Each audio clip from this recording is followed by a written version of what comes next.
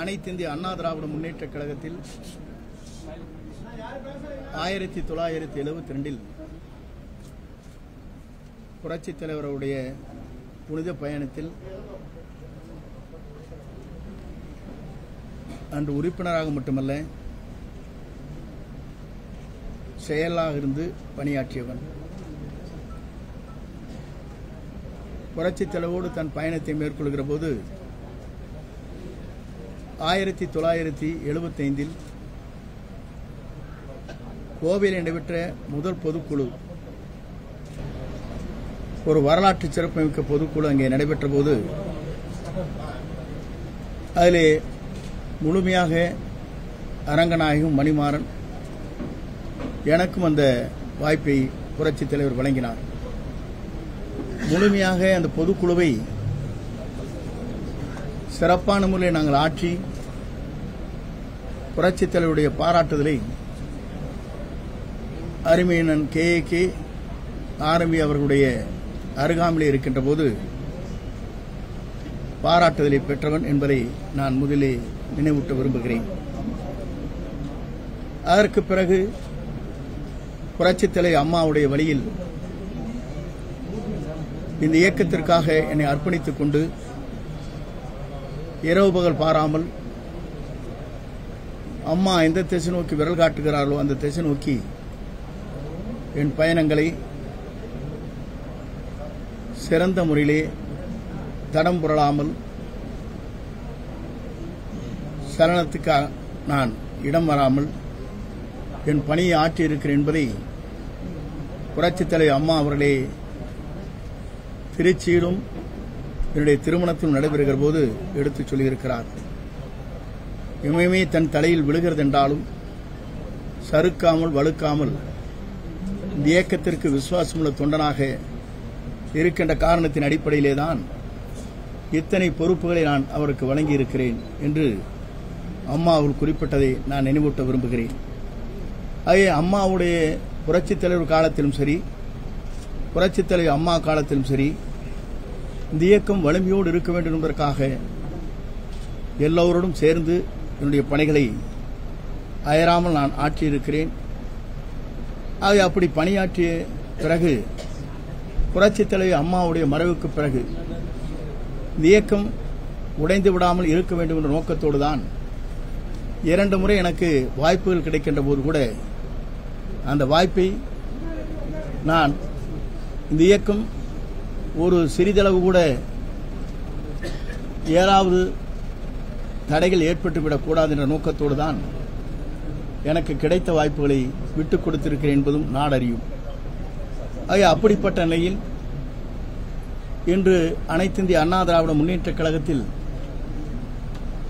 நம்முடைய பணிகளை நாங்கள் ஆற்றிக் கொண்டிருக்கிற நேரத்தில் கழக பொதுச் செயலாளர் மாண்பு எடப்பாடியார் அவர்கள், பழனிசாமி அவர்கள் பொறுப்பேற்றதற்கு பிறகு 2019,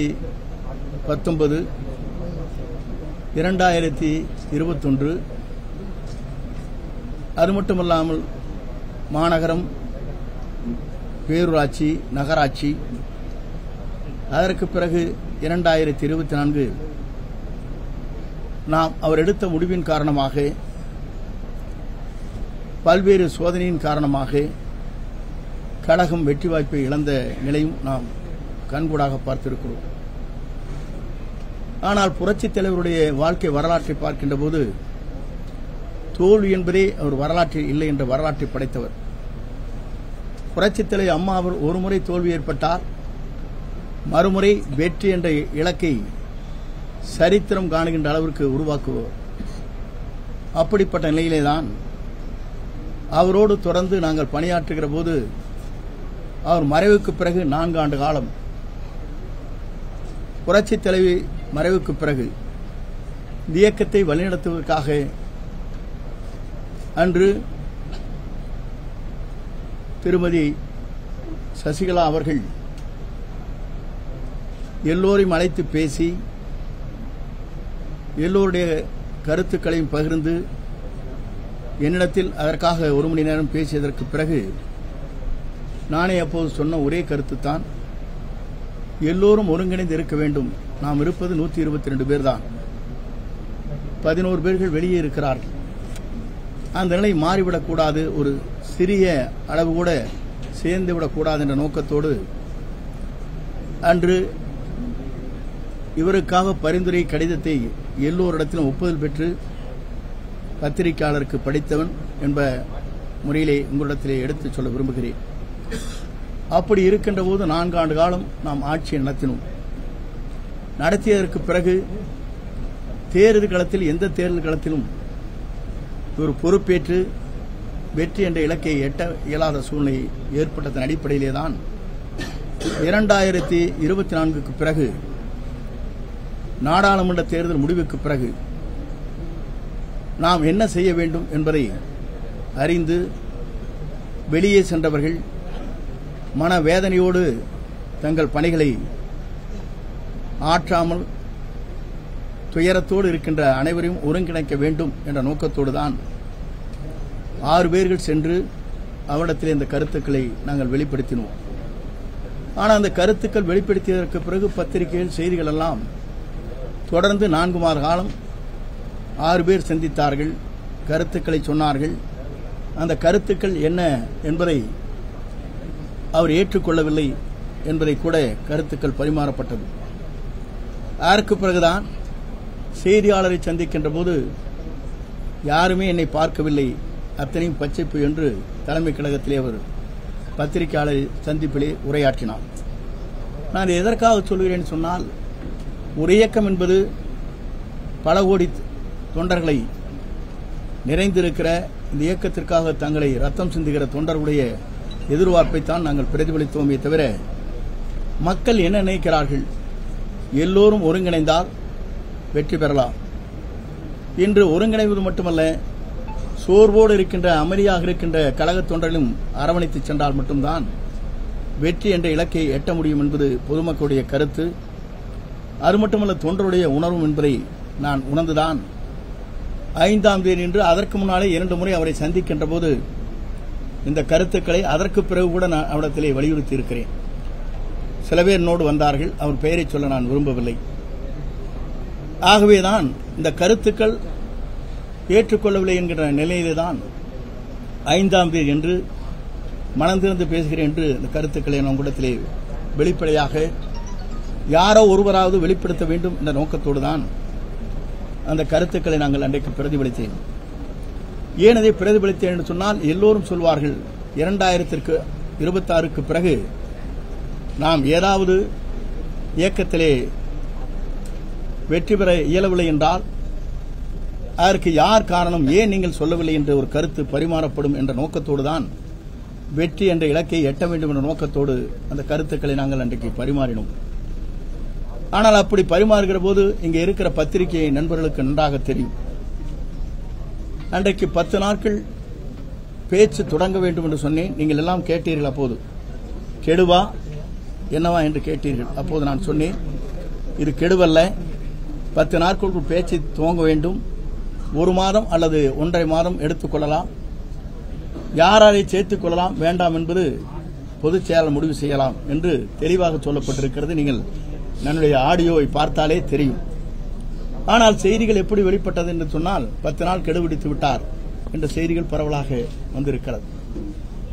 ஆனால் என்னை பொறுத்தவரையிலும் இந்த இயக்கம் ஒன்று சேர வேண்டும் என்ற நோக்கத்தோடு தான் அனைத்து இந்திய அண்ணா திராவிட முன்னேற்ற கழகத்திலே இருக்கிற தொண்டருடைய உணர்வுகளை தெரிந்து கொண்டு இந்த பணிகளை நாங்கள் ஆற்றினோம். 2024 என்பது நாடாளுமன்ற தேர்தல். அந்த தேர்தலிலே நாம் ஏறத்தாழ படுதோல்வி ஏற்பட்டிருக்கிறது. 10 தொகுதியிலே நாடாளுமன்ற தொகுதியில் 3வது இடம், 2 தொகுதியிலே 4வது இடம். நம்முடைய இயக்கத்தை எப்படி வழிநடத்தி செல்ல வேண்டும் என்ற நோக்கத்தோடு தான் அந்த கருத்துக்கள் பரிமாறப்பட்டிருக்கிறது. நான் அதை சொல்வதற்கு காரணம், மீண்டும் அனைத்து இந்திய அண்ணா திராவிட முன்னேற்ற கழகம் புத்துயிர் பெற்று நல்லாட்சி தமிழகத்திலே நடைபெற வேண்டும். புரட்சித் தலைவர் கண்ட கனவு, புரட்சித் தலைவர் அம்மாவில் கூறினார்களே, 100 ஆண்டு காலம் இந்த இயக்கம் வலிமையோடு இருக்கும் என்று குறிப்பிட்டார்களே, அதற்கு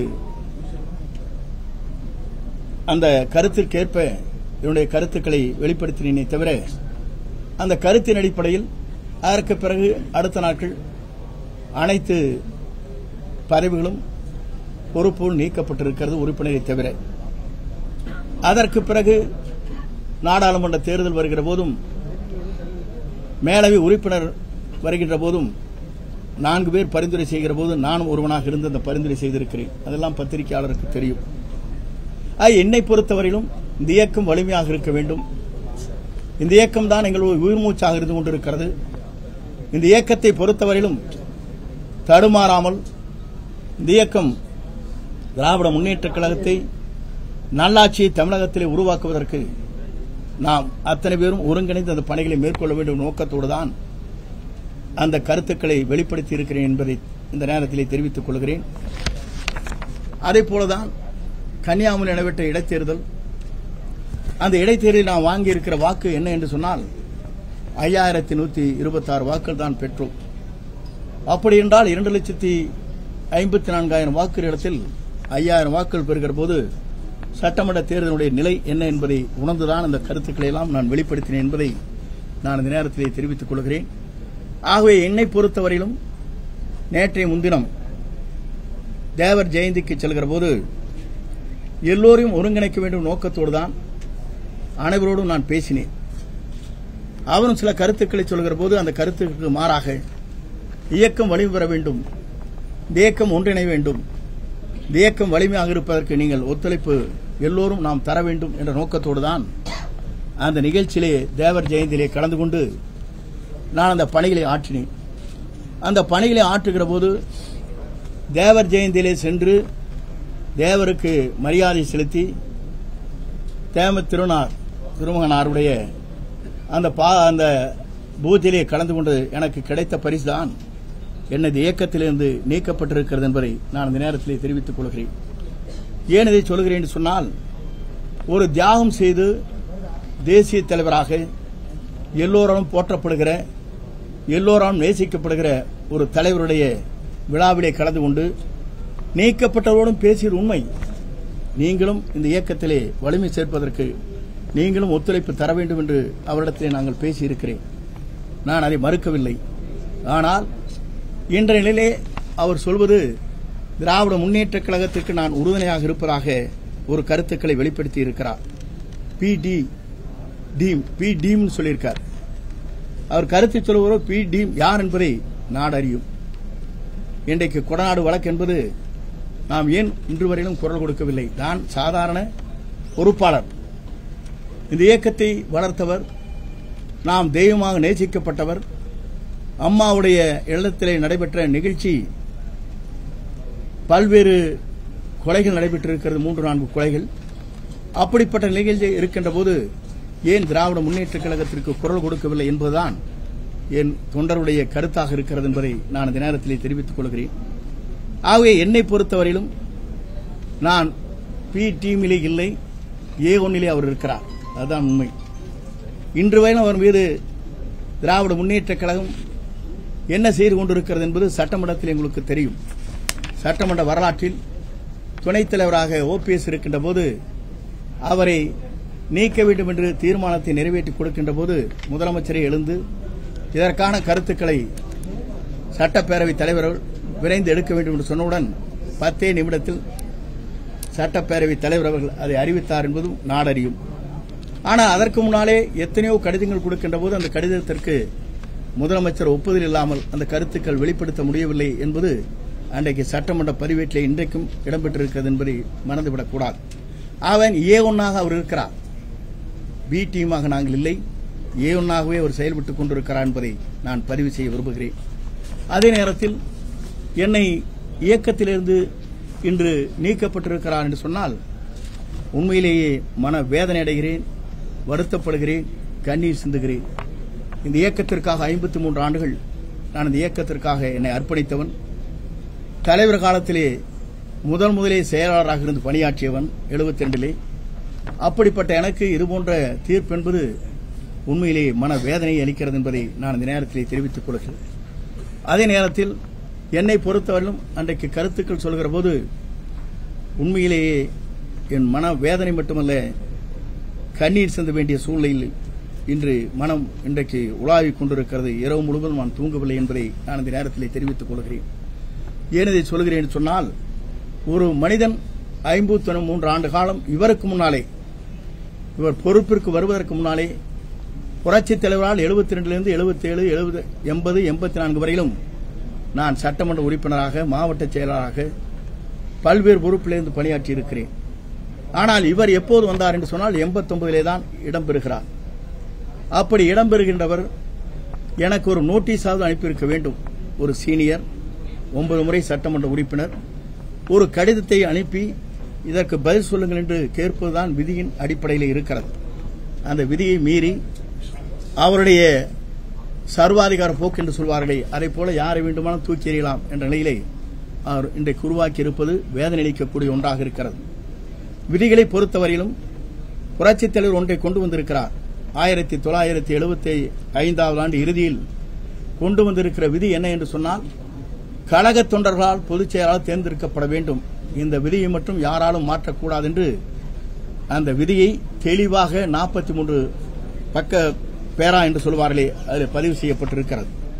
இதையெல்லாம் நான் எதற்காக சொல்கிறேன் என்று சொன்னால், தொண்டர்கள் உணர்வைத்தான் நாங்கள் வெளிப்படுத்தினோமே தவிர அந்த உணர்வுக்கேற்ப இன்றைக்கு என் மீது களங்கம் ஏற்படுத்தி என்னை கழகத்திலிருந்து நீக்கப்பட்டிருப்பது என்பது மிகவும் வேதனைக்குரிய ஒன்று, வருத்தத்திற்கு ஒன்று. அதேபோல என்னை பொறுத்தவரையிலும் அந்தியூர் சட்டமன்ற தொகுதியிலே துரோகத்தை செய்துவிட்டார் என்று குறிப்பிட்டார். அதற்கான பதிலை அந்த சட்டமன்ற உறுப்பினராக போட்டியிட்டிருக்கிற சண்முகருடைய மகன் இங்கே வெளியிட இருக்கிறார்கள். அதற்கான ஆதாரங்கள் இங்கே இருக்கிறது. யார் இங்கே பேசினார்கள், அதற்கான வீடியோக்கள் இருக்கிறது. யார் அன்றைக்கு பொறுப்பிலே இருந்தார் என்பது நீங்கள் எண்ணி பார்க்க வேண்டும். அதே நேரத்தில் 1989 நான் மாவட்ட செயலாளராக இருக்கின்ற போது 11 சட்டமன்ற தொகுதி இருக்கின்ற போது சேவல் புறாவிலே வெற்றி பெற்ற தொகுதி அந்தியூர் சட்டமன்ற தொகுதி என்பதை நீங்கள் மறந்துவிடக்கூடாது. ஆனால் அன்றைக்கு நான் பொறுப்பிலே இல்லை, முதலில் புரிந்து கொள்ள வேண்டும். என்னை குற்றம் சாட்டுவதற்கு முன்னாலே குற்றம் செய்தவர் யார், அந்த குற்றத்திற்கு உறுதுணையாக இருந்தவர் யார் என்பதை தெரிந்து அவர் பேசியிருக்க வேண்டும். அதை விட்டுவிட்டு குற்றம் செய்தவர்களுக்கே பதவியை கொடுத்த இன்றைக்கு அவரோடு வைத்துக் கொண்டிருக்கிற நிலை இன்றைக்கு எல்லோரும் அறிந்த ஒன்றாக இருக்கிறது. ஆகவே துரோகம் என்று சொல்வதற்கு நான் ஒன்றிலிருந்து இரண்டாக சொல்ல விரும்புகிறேன். முதலே நம்முடைய அண்டைய பொதுச் செயலாளராக இருந்த சின்னம்மா அவர்களை பதவி பெறுகிற போது எப்படி அந்த பதவியை பெற்றார் என்பது நாடறியும். அதற்கு பிறகு 18 பேர்கள் டிடிவியோடு வருகை தந்து முழு ஆதரவை தந்ததன் அடிப்படையிலே தான் 222 சட்டமன்ற உறுப்பினர்கள் நாம் பவனி வந்தோம். அவர் வாபஸ் பெற்றதற்கு பிறகு நம்முடைய நிலை என்ன என்று சொன்னால், ஓபிஎஸ்ஐ அழைத்து 11 பேர்களையும் அழைத்து நாம் தம்பி என்ன கொஞ்சம் 11 பேர்களையும் அழைத்து நாம் நீங்கள் என்னோடு இருங்கள், என்னோடு பயணிங்கள், உங்களுக்கு வேண்டிய அத்தனை பதவியும் தருகிறேன் என்று சொல்லி ஒருங்கிணைப்பாளர் இணை ஒருங்கிணைப்பாளராக ஏற்றுக்கொண்டு பணிகளை மேற்கொண்டார். என்னை குற்றம் சாட்டுவதற்கு முன்னால் அவர் தெரிந்து கொள்ள வேண்டிய ஒன்றே ஒன்றுதான், இன்றைக்கு அவருக்கும் அதே நிலை ஏற்பட்டிருக்கிறது. கழகத்தில் நீக்கப்பட்டிருக்கிறார்கள், ஒழுங்கு நடவடிக்கை எடுக்கப்பட்டிருக்கிறது. அதற்கு பிறகு நம்முடைய இயக்கத்தை 4 ஆண்டு காலம் கட்டிப்பிடித்து காப்பாற்றிய பாரதிய ஜனதா கட்சிக்கு என்ன நாம் உதவி செய்தோம் என்று சொன்னால், 2024 தான் பாரத பிரதமரை தேர்ந்தெடுக்க வேண்டும் என்ற நிலையை தடுமாறிக்கொண்டிருக்கிற நேரத்தில் தமிழ்நாட்டிலே ஒரு தடுமாற்றத்தை உருவாக்கி 2024 மட்டுமல்ல, 2026 மட்டுமல்ல, 2029 நாங்கள் கூட்டணி இல்லை என்று சொன்னவர் அவர் என்பதை நீங்கள் மறந்துவிடக்கூடாது. இதெல்லாம் எதற்காக சொல்கிறேன் என்று சொன்னால், ஒவ்வொரு நாளும் ஒவ்வொரு பேச்சுக்களை பேசிக் கொண்டிருக்கிற நிலை உங்களுக்கு நன்றாக தெரியும். கோவையில் ஒன்றை பேசுகிறார், தஞ்சைக்கு சென்றால் ஒன்றை பேசுகிறார், அதற்கு பிறகு பண்ருட்டியில் ஒன்றை பேசுகிறார், சிவகங்கைக்கு சென்றால் ஒன்றை பேசுகிறார். அதுபோல ஒவ்வொரு இடத்திலும் பேசும் பேச்சுக்கள் மாற்றமாக இருக்கிறது என்பதை நாட்டு மக்கள் உணர்ந்து கொண்டிருக்கிறார் என்பதை நீங்கள் மறந்துவிடக்கூடாது. இதையெல்லாம் ஏன் இன்றைக்கு சொல்லி என்று நீங்கள் கேட்கக்கூடும். நாம் பொறுப்பிலே இருக்கின்ற போது எந்த வார்த்தையும் ஒரு கழகத்தை பற்றி நம்மால் விமர்சனம் செய்ய இயலாது.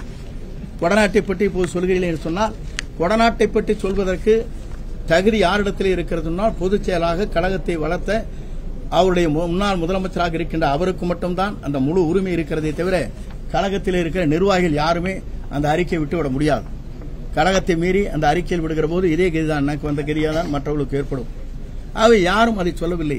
ஏன் நீங்கள் அதை சொல்லவில்லை? இதுவரையிலும் நாம் தெய்வமாக வணங்கி நாம் வழிபட்ட அந்த கொடநாடு அம்மா அவர்கள் தங்கியிருந்த இந்த இடத்திலே ஏற்பட்டிருக்கிற அந்த கொலை குற்றங்களுக்காக ஏன் இதுவரையிலும் குரல் கொடுக்கவில்லை என்பதுதான் என்னுடைய கேள்வியாக இருக்கிறது என்பதை நான் இந்த நேரத்திலே தெரிவித்துக் கொள்கிறேன். அதோடு மட்டுமல்ல, இங்கே இருக்கிற நண்பர்களுக்கு ஒன்றை சொல்ல விரும்புகிறேன். எங்களை பொறுத்தவரையிலும் இந்த இயக்கம் வலிமையாக இருக்க வேண்டும். இந்த இயக்கத்தை பொறுத்தவரையிலும் நாங்கள் சிந்தாமல் சிதறாமல் மீண்டும் இந்த இயக்கம் வழிநடத்தி சென்று வேண்டும் என்பதற்காகத்தான் என்னை உறுப்பினராக இன்றைக்கு நீக்கினாலும் கூட விதியின் அடிப்படையில் என்னை நீக்கவில்லை. அதற்காக அடுத்த கட்ட நடவடிக்கை என்ன என்பதை விரைவில் உங்களுக்கு அறிவிப்பேன் என்பதை நான் தெரிவித்துக் கொள்கிறேன். தொடர்ந்து நான் இந்த கட்சியிலே இயங்க வேண்டும் என்பதுதான் என்னுடைய நோக்கம்.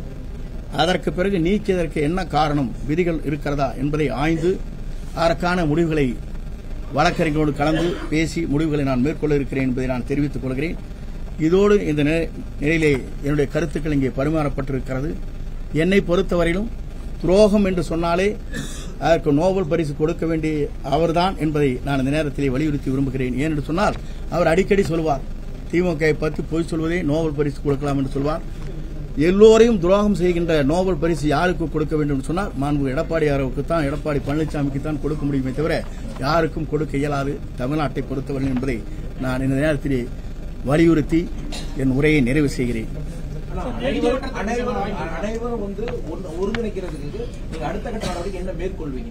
அடுத்த கட்ட நடவடிக்கை முதலில் என்னுடைய உறுப்பினர் பதவியை விதியின் அடிப்படையில் இல்லாமல் சர்வாதிகார போக்காக நீக்கப்பட்டதற்கு நாங்கள் விளக்கம் கேட்க இருக்கிறோம். இவர் இப்போது இருப்பது தற்காலிக பொதுச் செயலாளர் தான், நிரந்தர பொதுச் செயலாளர் என்று இதுவரையிலும் தேர்தல் ஆணையம் அந்த ஆணையை பிறப்பிக்கவில்லை. அது தேர்தல் ஆணையத்திலே 6 பேர் நிலுவிலே இருக்கிறது. தற்காலிக பொதுச் செயலாளரை 53 ஆண்டு காலம் தலைவர் காலத்திலிருந்து நான் தீவிர உறுப்பினராக இருந்த என்னையே நீக்கப்பட்டிருக்கிறது என்பது கேள்வியாக வழக்கறிஞர் மூலமாக வழக்கு தொடர இருக்கிறேன்.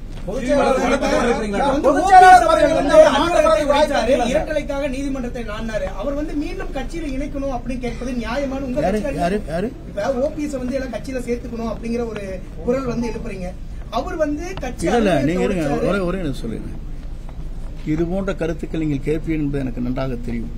ஒன்றே உங்களிடத்தை சொல்ல விரும்புகிறேன். புரட்சித் தலைவரோட செல்வாக்கு மிக்கவர் யாராச்சும் இருக்காங்களா தமிழ்நாட்டில்? இந்த தமிழ்நாட்டில் அரசியல் கட்சியில புரட்சித் தலைவரோட செல்வாக்கு மிக்க தலைவர் யாரும் கிடையாது. எஸ் அவர்கள் புரட்சித் தலைவரை பார்த்து ஊழல் குற்றம் செய்திருக்கிறார் என்று ஆளுநரிடத்திலே குற்றம் சாட்டியதற்கு பிறகு கூட அவர் இல்லத்திற்கு சென்று வாருங்கள் அண்ணா, என்னை அரவணைத்து செல்லுங்கள், இயக்கத்தை காப்பாற்றுவதற்கு அழைத்து சென்றவர். ஆகவே இந்த கருத்தெல்லாம் நீங்களும் மனவிட்டு யாரோ சொன்னதை வைத்துக் கொண்டு கேட்கக்கூடாது. அப்படிப்பட்ட தலைமை தான் எங்களிடத்தில் இருந்திருக்கிறது. உங்களுக்கு நன்றாக தெரியும். காளிமுத்து என்ன விமர்சனம் செய்தார், வளர்மதி என்ன விமர்சனம் செய்தார், எவ்வளவு கேவலமான வார்த்தையை அம்மா இடத்திலே பேசினார். அவருக்கெல்லாம் அங்கீகாரம் கொடுக்கப்படவில்லையா? அந்த அங்கீகாரத்தை கொடுத்த காரணத்தின் அடிப்படையிலே தான் அந்த 2 தெய்வங்களும் இன்றைக்கு நம்மை வாழ வைத்துக் கொண்டிருக்கிறது என்பதை நான் இந்த நேரத்திலே குறிப்பிட்டு